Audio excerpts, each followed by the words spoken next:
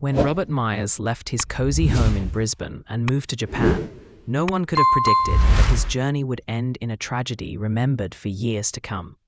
He wasn't just a veterinarian, he was an idealist who believed that humans could form bonds with marine giants. In 2008, he rose to fame in Australia after saving 3 dolphins severely injured by fishing nets. His rehabilitation methods, based on behavioral modification, were groundbreaking and drew the attention of Kamogawa SeaWorld in Japan. The Japanese were searching for a specialist with both medical expertise and experience training marine mammals. Robert was the perfect candidate. He spent 2 years in intensive training, mastered the Japanese language, and passed the park's notoriously difficult internal exams. By 2010, he became one of the few Western trainers officially hired. He earned respect for his methodical approach, calm demeanor, and his ability to blend Western and Eastern training techniques. But Robert's fate took a sharp turn in 2016 when Kamogawa SeaWorld acquired a unique animal, an 18-ton female orca named Kaya. She became the park's star attraction and the only orca among dozens of dolphins. Initially, she was housed separately in an adjacent pool. Soon, however, staff noticed that Kaya tolerated the proximity of dolphins. Some even believed she was showing signs of affection. Keen to outpace their competitors, park management decided to conduct Asia's first mixed performance featuring both dolphins and an orca. Robert initially supported the idea, but over time he grew increasingly concerned. He noticed behavioral changes in Kaya. Her swimming became more erratic, her vocalizations intensified, especially near dolphins. Then, in November 2013, when a young male dolphin named Mizu was added to the program, tensions escalated rapidly. On the morning of the tragedy, Robert submitted an official report warning of Kaya's increasing territoriality and recommending a pause in performances. But with the holiday season, full stadiums, and financial expectations, management chose to move forward, merely increasing safety protocols. At 14:15, the stadium was full. Robert stood by the pool, watching Kaya swim in strange circles. At 14:30, the show began. Everything appeared perfect. The orca and 3 Pacific white-sided dolphins moved in synchronized harmony. The audience applauded, unaware of the storm brewing beneath the surface. 20 minutes in, Mizu accidentally crossed into Kaya's designated space, and everything changed. Years of suppressed instincts and emotions surged. Kaya spun and charged at the dolphin with tremendous speed. Realizing the danger, Robert stepped in, positioning himself between her and Mizu. A tactic that had worked before. But not this time. Kaya shifted course and slammed into Robert, knocking him into the icy water before he could trigger the emergency signal. Her jaws closed around his body. The crowd screamed in horror as the water turned red. Rescuers rushed to help, but the animal's panic hindered the deployment of rescue nets. The dolphins darted around chaotically, further agitating Kaya. For 3 harrowing minutes, she tossed Robert underwater, lifted and shook him, and dragged him back down. Even when he was barely conscious, he tried issuing commands in both English and Japanese. At 14:53, Kaya rammed him into the acrylic window at the bottom of the 12-meter pool. When divers reached him, his vest was torn, and he showed no signs of life. Doctors at the Kamogawa hospital declared him dead. At 15:47, news of Robert Myers' death spread across Japan. Initially, the media reported an accident, but soon details surfaced that cast doubt on that version. Robert's colleagues confirmed he had warned management about the growing risk. His final report, written just hours before the tragedy, contained a chilling line: contact with Kaya could lead to irreversible consequences. That document was never forwarded to the head office, and no one in management accepted responsibility. Kaya was immediately isolated in a closed tank with thick walls, no glass windows, and no sound systems. But that's when the strange events began. For the first time in the park's history, staff reported hearing Kaya's cries at night, so loud that security guards heard them outside the building. One technician doing a night check later said he saw Kaya circling, slamming into the walls, and making noises that resembled sobbing. He quit his job 2 days later, refusing to return to the Orcas zone. Behavioral analysis by Tokyo University specialists brought unexpected results. After the attack, Kaya had completely changed her vocalizations. The sounds she produced didn't match any known orca communication patterns. Even more shocking, some of them resembled commands Robert used. It appeared Kaya was trying to mimic human speech. While experts debated the meaning, the public demanded action. Protesters gathered at Kamigawa's gates with signs and photos of the deceased trainer. Yet park management stood firm, claiming the tragedy was the result of animal unpredictability and that shows should continue after tightening safety protocols. They even planned to reintroduce Kaya to performances within a few months. But fate intervened again.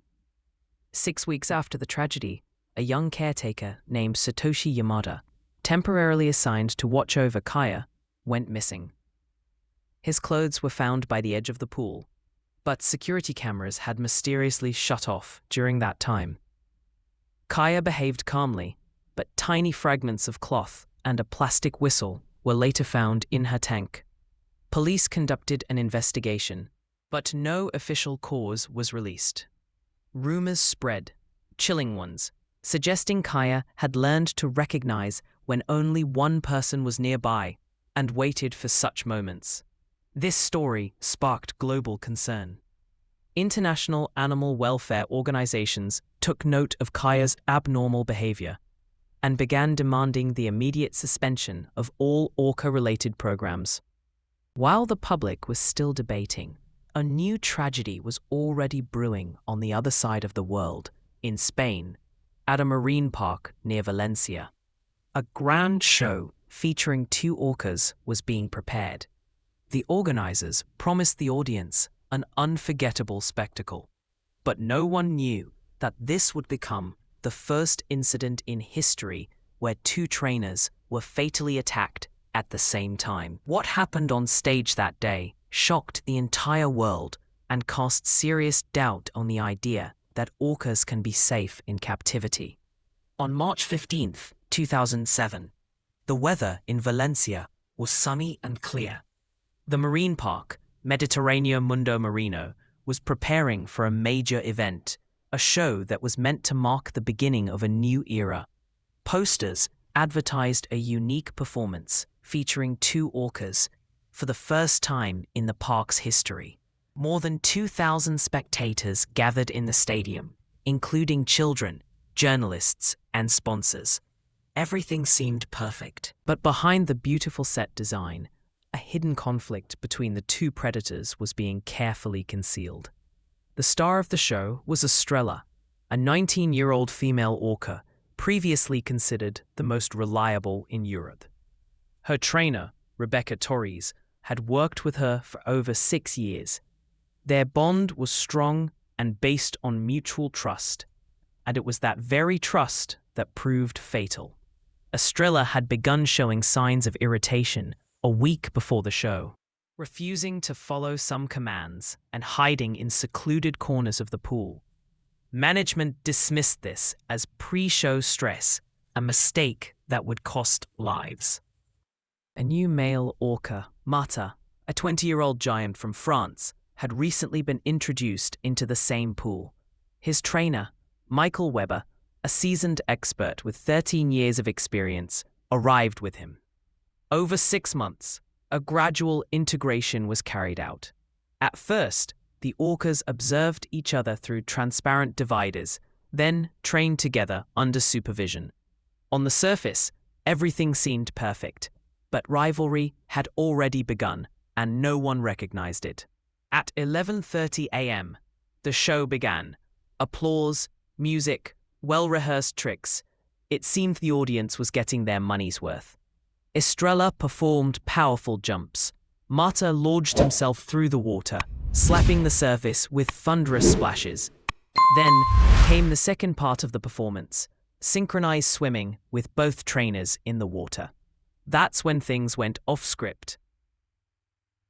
Before the stunned audience, Marta suddenly changed direction and blocked Estrella's path. In the wild, such a move is considered a challenge for dominance. Estrella, used to seeing the pool as her territory, didn't hesitate. She sharply turned, heading straight for Marta. But in her path was Rebecca. The enormous orca grabbed her by the leg and dragged her to the bottom.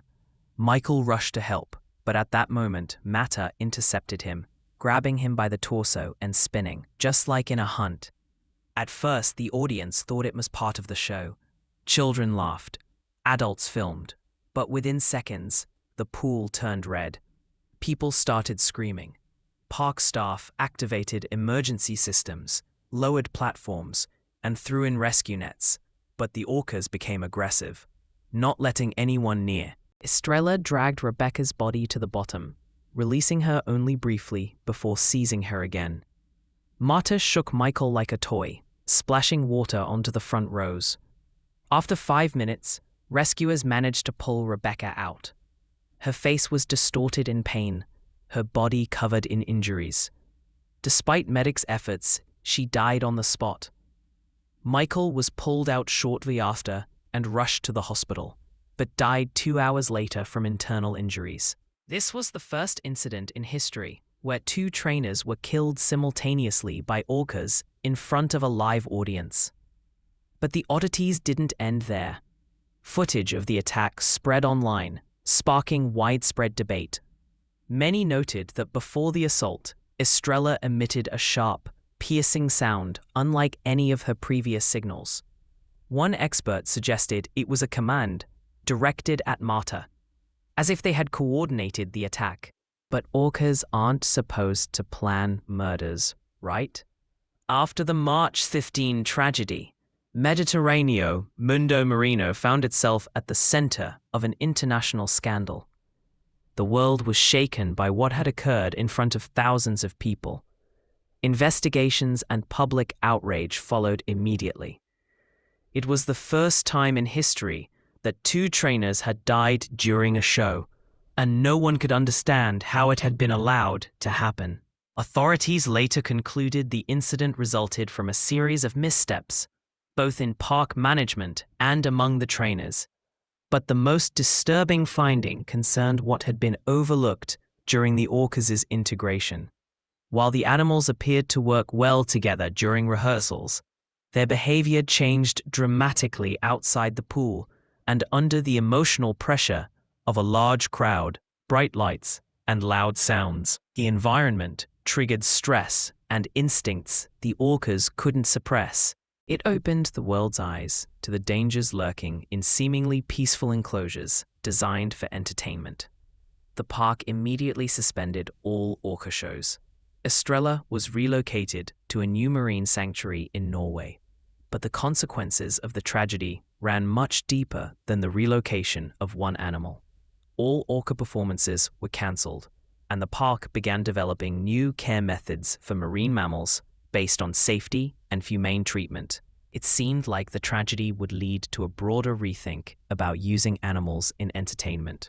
But as is often the case, it only led to stricter control and more subtle exploitation. And then something surprising happened. A month after the incident, one of Rebecca's closest friends, Karina, a co-worker who witnessed everything, gave a shocking interview to the press. She said that in the final days before the tragedy, Rebecca had expressed serious concern about Estrella's behavior. The orca had grown aggressive and withdrawn, avoiding contact with trainers. According to Karina, Rebecca even discussed the possibility of temporarily removing Estrella from the show, but her warnings were ignored. The park was focused on delivering a spectacular performance and didn't want to miss the opportunity for extra profit. Even professional recommendations were brushed aside. Meanwhile, similar investigations began unfolding in several countries. and new data started to emerge about incidents involving orca aggression in other marine parks.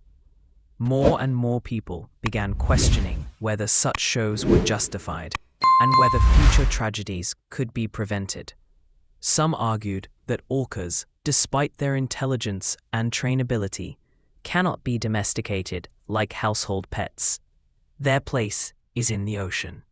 But then came another unexpected twist. Several experts suggested that the cause of aggression might not just be stress or disruption of natural behavior, but also the very role that parks force upon these animals, a role that is unnatural, obsessive, and even psychologically harmful.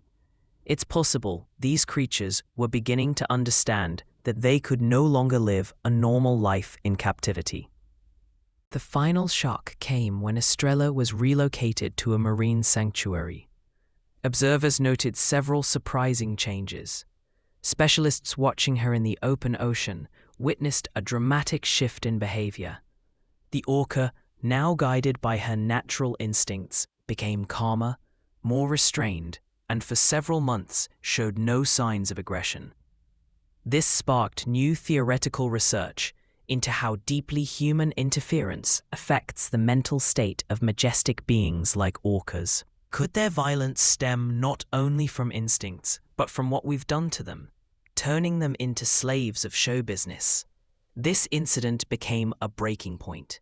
The industry was forced to confront reality, and many began re-evaluating the entire system of animal-based entertainment programs. But was that enough to prevent such tragedies in the future? And what about the orcas that still perform, still live in captivity? One more part of this story may give us the answers, and it reveals even more shocking facts. Stay with us to learn how the tragedy at Mediterranean SeaWorld impacted the entire marine entertainment industry. In 2009, 2 years after the Mediterranean SeaWorld incident, another catastrophe occurred, this time in the Canary Islands, at Loro Parque in Tenerife. It was a place where marine mammals still played a key role in entertainment. However, after a string of animal aggression cases at various parks around the world, the tragedy that unfolded here once again cast doubt on all existing standards related to orca shows. Alexis Martinez, a senior trainer at Loro Parque, known for his discipline and deep understanding of marine life, was on duty when a routine training session began. The orca he was working with had always been considered one of the calmest, and Alexis had full confidence in her behavior. But that day proved different. Everything went off script. Suddenly, during the session, the orca began to act aggressively. She ignored familiar signals, swam straight at the trainer, and tried to grab his arm. Alexis didn't have time to react. The orca pinned him against the pool wall, and what followed was a terrifying scene. Shocked spectators watched as rescue staff rushed in, but the orca kept attacking. She surfaced and lunged at Alexis again, twice pulling him under the water and preventing anyone from rescuing him. When rescuers finally managed to retrieve him, Alexis was in critical condition. At first, it seemed he might survive, but the injuries were too severe. Doctors couldn't save him. There was no justifying this tragedy. What triggered the attack? Was there something no one could have foreseen? Later analysis by experts suggested that the aggression was caused not just by stress or prior injury, but by a deep, instinctive reaction to the pressures of captivity. Orcas, like other marine mammals, don't adapt easily to a life under constant human surveillance and rigid performance schedules. Each animal reacts to stress in its own way, and in this case, the reaction was far more violent than anyone had anticipated. This incident became a turning point for the industry. Not just Loro Parque, but other parks around the world began reassessing how they work with marine animals, especially orcas. These tragedies raised a vital question. Can there be a true balance between entertainment and safety? Is it possible to create a space where animals like orcas remain free and unharmed, unlike in the past. New regulations and strict laws banning live orca shows began to appear in various countries. Experts insisted the ultimate goal should be to allow animals to return to their natural environment, to live by their own rules, not as elements of human entertainment. But were these measures enough? Sadly, the tragedies kept resurfacing, exposing the fact that the system was still far from perfect. Even after all these changes, incidents with marine mammals, including orcas, continued to happen despite significant efforts to improve safety. Nonetheless, the tragedies at Mediterranean SeaWorld and Loro Parque served as powerful reminders to the world of one critical truth: we must never forget what kind of creatures we're dealing with. Every trainer and every specialist must understand these are not just animals trained to amuse us. They are living beings with immense strength, intelligence, and instincts. There will never be a simple answer to the question: should orcas and other marine animals be part of entertainment? But one thing is certain: the stories of these public tragedies have forced us to reflect on how we treat these beings, and what price we're willing to pay for human amusement. If these shocking stories moved you, and you want to learn more about what goes on behind the scenes at marine parks, don't forget to subscribe to our channel. We continue to investigate the darker side of the industry and reveal the dangerous incidents that often go unseen. Subscribe so you don't miss our next videos, and share this one with friends. Your comments and likes help us make our content even more powerful. Don't stay silent. Subscribe now.